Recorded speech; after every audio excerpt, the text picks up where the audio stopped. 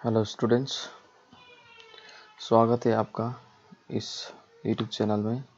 आज हम क्लास 8 हिंदी वसंत भाग 3 का पहला पाठ ध्वनि पढ़ेंगे। ध्वनि का मतलब होता है साउंड। तो कविता इस प्रकार है। यह एक कविता है जो कि सूर्यकांत त्रिपाठी द्वारा लिखा गया है। सूर्यकांत त्रिपाठी निराला इसके लेखक हैं। तो कविता इस प्रकार है। अभी न होगा मेरा अंत, अभी अभी ही तो आया है मेरे वन में मृदुल बसंत, अभी न होगा मेरा अंत। हरे हरे ये पात, डालियां कलियां कोमल गात, मैं ही अपना स्वप्न मृदुल कर फेरूंगा निद्रित कलियों पर, जगा एक प्रत्युष मनोहर। पुष्प पुष्प से तंद्रालस लालसा खींच लूंगा मैं, अपने नवजीवन का अमृत सहर सींच दूंगा मैं।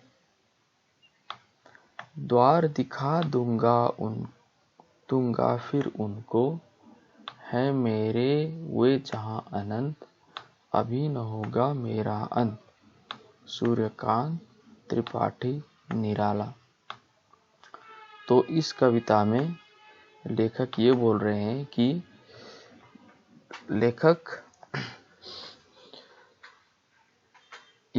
कि अभी मेरा अंत नहीं होगा, अभी मेरा अंत होने का समय नहीं आया है, क्योंकि अभी अभी मेरे वन में मतलब मेरे जीवन में, मेरे लाइफ में नया वसंत आया है। अभी ही तो आया है मेरे वन में मृदुल वसंत, मतलब मेरा लाइफ भी एक जंगल की टाइप में उन्होंने देखा है।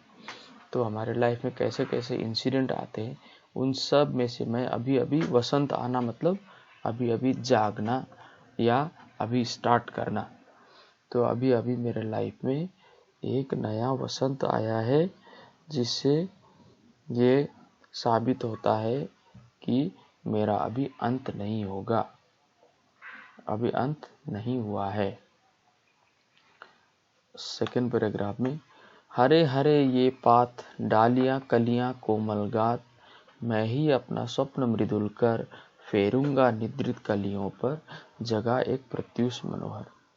ये जो हरे हरे जो पात हैं, पत्ते हैं, डालियां हैं, कलियां हैं और कोमल कोमल जो शरीर है, उसमें मैं ही अपना स्वप्न मृदुल कर, मैं अपने सपने जो मीठे मीठे सपने हैं उनको क्या करूँगा, उनको मीठे मीठे सपनों के द्वारा फेरूंगा निद्रित कलियों पर। जो सोए हुए कलियां हैं, जो अभी जागे नहीं है, एक्टिव नहीं है। कलियां मीन्स उनके जीवन के जो काम करना चाहते थे, जो अचीवमेंट करना चाहते थे, उन सबको यहाँ पर कलियों के रूप में दिखाया है। तो फेरूंगा निद्रित कलियों पर, जगह एक प्रत्युष मनोहर। तो उन पर क्या करूँगा मैं, एक सपना का जो मीठे सपने की तरह, जैसे मीठे सपना देखकर निद्रित कलियां उठते हैं, उन पर मैं अपना जो ये और सुबह उठते हैं, जागते हैं एक फ्रेश होकर, वैसे ही बसंत आने पर मैं भी जगा हुआ हूँ। ठीक है। फेरूंगा निद्रित कलियों पर, जगा एक मनोहर। पुष्प पुष्प से तंद्रालस लालसा खींच लूंगा मैं। हर एक पुष्प से मैं क्या करूंगा, उनका लालसा जो चमक है, सुंदरता है, उसको मैं खींचूंगा और हम अपने नव जीवन में, अपने नया जीवन में उस फूल से जो अमृत है उसको खींच करके मैं अपने लाइफ के नया जीवन में उसको सींचूंगा, मतलब उसमें डालूंगा। और उसके साथ साथ मैं क्या करूंगा, इसके साथ मैं मेरा लाइफ सक्सेस बनाऊंगा, और जो काम कर रहे हैं, जो सक्सेस होना चाहते हैं जीवन में, उनको भी मैं द्वार दिखा दूंगा। उनको भी है मेरे जहां अनंत, हमारे इस संसार में रहने वाले लोगों को भी सक्सेस को इस तरीके से अचीवमेंट करना है, वो मेरे नॉलेज से मैं बड़ा आदमी बन के उनको भी मैं उनको सक्सेस का रास्ता या द्वार दरवाजा दिखाऊंगा। इस तरीके से सूर्यकांत त्रिपाठी निराला ने अपने कविता में एक आशावादी होपफुल कविता, जिसमें क्या होता है कि बहुत सारे लोग लाइफ में होपलेस हो जाते हैं और जीवन उनको ऐसा लगता है कि अब खत्म हो गया, हमें सब कुछ खत्म हो गया, हम कुछ नहीं कर सकते। तो इसमें कभी इस तरीके से उनको जगाना चाहते हैं कि अभी अभी लाइफ में शुरू हुआ है, सब कुछ तो अभी अभी शुरू हो रहा है, तो नया वसंत अभी अभी आया है, तो अच्छी तरीके से हमें प्रिपेयर करके काम को आगे बढ़ाना है। इस तरीके से आशावादी एक कविता ये है। तो इसमें बहुत सारे वर्ड्स आए जो हार्ड वर्ड हैं, उसको हम देखते हैं। मृदुल मतलब सॉफ्ट, ये होता है नरम। डाल कलियां बर्ड्स, कोमल सॉफ्ट, गात बॉडी, और स्वप्न सपना, निद्रित सोए हुए, है ना। प्रत्युष मनोहर, मनोहर सुंदर, प्रत्युष सुबह। और इसके साथ ही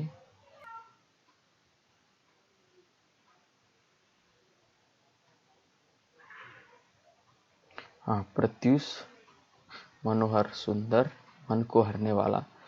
और तंद्रालस आलसीपन ना, लेजीनेस। और नव नया, अमृत, अमृत एक प्रकार का ये तरल पदार्थ होता है जिसको पीने पर ऐसा बोलते हैं कि हम लंबे उम्र तक जी सकते हैं। इसको भी बोलते हैं सहर्ष, खुशी के साथ, है ना। और द्वार दरवाजा, और तो ये इनके कविता के जो कठिन शब्द थे। इसके बाद हम प्रश्नोत्तर देखते हैं। कवि को ऐसा विश्वास क्यों है कि उसका अंत अभी नहीं होगा। कवि को ऐसा क्यों विश्वास है, बिलीव करते हैं कि अभी उसका अंत नहीं होगा। दूसरा एक्सप्लेनेशन क्वेश्चन, फूलों को अनंत तक विकसित करने के लिए कवि कौन कौन सा प्रयास करता है। फूलों को लंबे समय तक उसको विकसित करने, डेवलप करने के लिए, है ना, कवि क्या क्या करेगा, क्या क्या कोशिश करेगा। कवि पुष्पों की तंद्रा और आलस्य दूर हटाने के लिए क्या क्या करना चाहता है। कवि जो है फूलों की आलसीपन, है ना, उसको हटाने के लिए कवि क्या क्या करेगा, क्या क्या करना चाहता है। ये थे कविता से आगे फिर बसंत को ऋतुराज कहा जाता है। आपस में चर्चा कीजिए। ऋतु जो होते हैं वो 6 ऋतुएं होती है ना। बसंत पहला ऋतु है, बसंत, ग्रीष्म, वर्षा, शरद, हेमंत, शिशिर, 6 ऋतुएं होती है। उसमें बसंत को ऋतुओं का राजा, द किंग ऑफ सीजन, ऐसा क्यों कहा जाता है, उसको डिस्कस करना है। सेकेंड क्वेश्चन, बसंत ऋतु में आने वाले त्योहारों के विषय में जानकारी एकत्र कीजिए और किसी एक त्योहार पर निबंध लिखिए। बसंत ऋतु जो है उस पर बसंत ऋतु टॉपिक आने वाले, बसंत ऋतु में आने वाले जो जो फेस्टिवल्स हैं उनका लिस्ट कलेक्ट करना है और उन पर सभी त्योहार के बारे में जानकारी एकत्र करना है और एक टॉपिक पर, किसी एक त्योहार पर निबंध लिखना है। जैसे बसंत ऋतु में होली आता है ना, और मणिपुर में चैरोबा आता है, और उसके बाद दूसरे दूसरे वसंत पंचमी आते हैं, है ना, सरस्वती पूजा बोलते हैं। तो ऐसे बहुत सारे त्योहार आते हैं, फेस्टिवल्स आते हैं, उनका लिस्ट कलेक्ट करना है और उनको क्यों उस फेस्टिवल को सेलिब्रेट किया जाता है उसके बारे में किसी एक पर निबंध लिखना है। थर्ड क्वेश्चन, ऋतु परिवर्तन का जीवन पर गहरा प्रभाव पड़ता है। जब सीजन चेंज होता है तो हर एक एनिमल्स, प्राणी, पेड़ पौधे, सभी नेचर पर एक बड़ा चेंज आता है, इफेक्ट होता है। इस कथन की पुष्टि आप किन किन बातों से कर सकते हैं, तो इसको हम कैसे इसको बता सकते हैं, उसके क्या क्या हम रीजन दे के उसको प्रूफ कर सकते हैं, ये चीज़ देना है। ऋतु परिवर्तन से क्या क्या होता है ये चीज़ देखना है। अनुमान और कल्पना, इमेजिनेशन। कविता की निम्नलिखित पंक्तियां पढ़कर बताइए कि इनमें किस ऋतु का वर्णन है। कविता में नीचे दिए गए पंक्ति, उसमें कौन कौन से ऋतु के बारे में बताए, कौन से ऋतु के बारे में बताए, ये लिखना है। फूटे हैं आमों के बौर, भौर बन बन टूटे हैं, होली मची है ठोर ठोर, सभी बंधु बंधन छूटे हैं। आम के जो फ्लावर्स है ना, मैंगो के, वो ब्लूमिंग होना शुरू कर दिए हैं। भौर बन बन टूटे हैं, जो भौरा है या एक मधुमक्खी टाइप का एक होता है, वो बन बन में गूंज गूंज कर घूम रहे हैं। होली मची ठोर ठोर, जगह जगह पर होली मचा रहे हैं, होली खेल रहे हैं या होली का जैसा इन्वायरमेंट है। सभी बंधन छूटे हैं, मतलब सभी इंडिपेंडेंट होकर घूम रहे हैं। ये कौन सा ऋतु का है, ये वसंत ऋतु का है। वसंत ऋतु में ऐसा होता है। नीचे देखना है, स्वप्न भरे कोमल कोमल हाथों को अलसाई कलियों पर फेरते हुए कवि कलियों को प्रभात के आने का संदेश देता है, उन्हें जगाना चाहता है और खुशी खुशी अपने जीवन के अमृत पर उन्हें सींचकर हरा भरा करना चाहता है। फूलों पौधों के लिए आप क्या क्या करना चाहोगे, तो कवि बताता है, फेरूंगा निद्रित कलियों पर जगह एक प्रत्युष मनोहर। क्या बोलता है, जो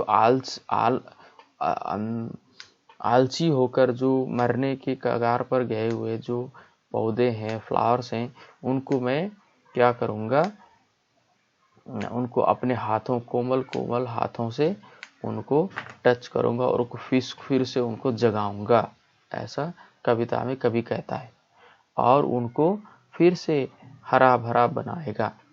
तो आप लोग फ्लावर्स और प्लांट्स को, फूल के पौधों के लिए, जो फ्लावर प्लांट्स हैं, उनके लिए आप क्या क्या काम करना चाहोगे, उनको कैसे कैसे उसको लगाना चाहोगे, उसके लिए क्या क्या करोगे, वो आप लोगों को बताना है। कवि अपनी कविता में एक कल्पनाशील कार्य की बात बता रहा है। अनुमान कीजिए और लिखिए कि उसके बताए कार्यों का अन्य किन किन संदर्भों से संबंध जुड़िए। जैसे नन्हे मुन्ने बालक को माँ जगा रही है, तो कवि ने इमेजिनेशन करके, है ना, उसके इमेजिनेशन के थ्रू कविता लिखा है। तो उसमें वो बोल रहा है कि उसने कोई इमेजिनेशन के लिए, उसने ये इमेजिनेशन काम के लिए उसने कविता में बता रहा है।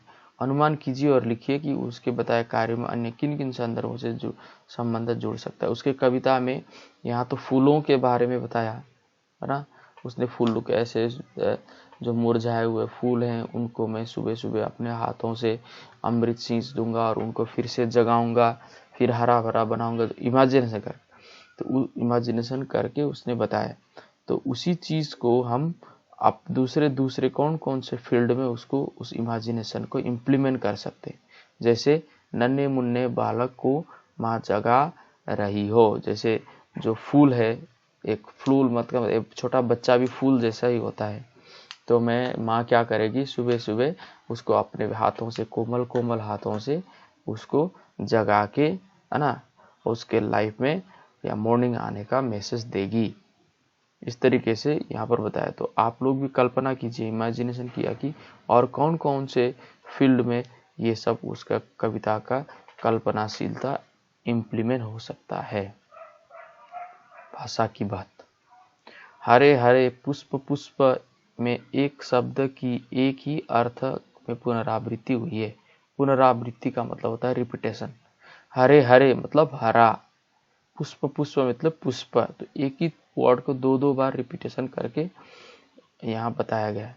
कविता के हरे हरे ये पात वाक्यांश में हरे हरे शब्द युग्म पदों के लिए विशेषण के रूप में प्रयुक्त हुए हैं। तो यहाँ पर हरे हरे ये पात करके जो सेंटेंस बताया गया है वो दो दो पत्तों के लिए, युग्म मतलब जो डबल है उनके पत्तों के लिए बताया गया है ना। यहाँ पात शब्द बहुवचन में प्रयुक्त हुआ है। जो पात है, पत्ता को पत्ते, ये बहुवचन होता है, लेकिन यहाँ तो पात ही बहुवचन के लिए प्रयुक्त मतलब होता है यूज किया गया। ऐसे प्रयोग भी होते हैं जब कर्ता या विशेषण एक वचन में हो और कर्म या क्रिया या विशेषण बहुवचन में हो। तो जब क्या होता है, इस तरीके से हम सिंगुलर को कर्ता या विशेष्य बहुवचन में, एक वचन में होता है, लेकिन कर्म और विशेषण बहुवचन में होते हैं। तो इस तरीके से सिंगुलर को भी प्लूरल के रूप में हम यूज कर सकते हैं। जैसे वह लंबी चौड़ी बातें करने लगा, वह लंबी चौड़ी बातें करने लगा। कविता में एक ही शब्द का एक से अधिक अर्थों में भी प्रयोग होता है। जैसे तीन बेर खेती ते वे तीन बेर खाती है, तीन बेर खाती ते वे तीन बेर खाती है। जो 3 बार खाती थी वह 3 बेर खाने लगी है। ये इसका मीनिंग है, इस सेंटेंस का मीनिंग। तो एक शब्द बेर को यहाँ पर बेर यहाँ पर भी आया है और यहाँ पर भी बेर आया है। एक शब्द बेर को दो अर्थों में इसका अलग अलग मीनिंग आया है। ठीक है, प्रयोग करने से वाक्य में चमत्कार आ जाता है। इसे यमक अलंकार कहते हैं। ये इसको जानना जरूरी है, क्लास 9 में भी आएगा। तो एक शब्द को दो बार दो अर्थों में प्रयोग कर दे। एक वर्ड है, सेंटेंस में रिपीटेशन हुआ है, लेकिन उसके अलग अलग मीनिंग निकलेंगे। इसको यमक अलंकार कहा जाता है। कभी कभी उच्चारण की समानता से शब्दों की पुनरावृत्ति का आभास होता है। समटाइम्स जब हम उसको बोलते हैं, उच्चारण करते हैं, प्रोनाउंस करते हैं, तो समानता बराबर से शब्दों को रिपीटेशन होने का फील होता है। आभास मतलब फील होता है।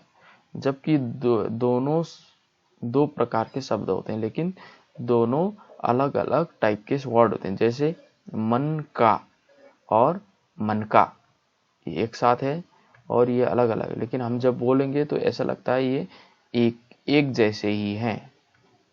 ठीक है, तो यहाँ पर भी यमक अलंकार होगा। ऐसे वाक्यों को एकत्र कीजिए जिनमें एक ही शब्द की पुनरावृत्ति हो। ऐसे सेंटेंस को कलेक्ट करना है जिसमें इस तरीके से एक ही वर्ड को रिपीटेशन हुआ है। ऐसे वाक्यों को ध्यान से देखिए और निम्नलिखित पुनरावृत्त शब्दों का वाक्य में प्रयोग कीजिए। बातों बातों में रह रहकर, लाल लाल, सुबह सुबह, रातों रात, घड़ी घड़ी, इन शब्दों का सेंटेंस में यूज करके सेंटेंस बनाओ। इसका मतलब है कोमल। क्वेश्चन नंबर 2 में कोमल गात, मृदुल वसंत, हरे हरे ये पात। विशेषण यहाँ पर ये बताया कोमल गात, कोमल मतलब सॉफ्ट, गात मतलब शरीर।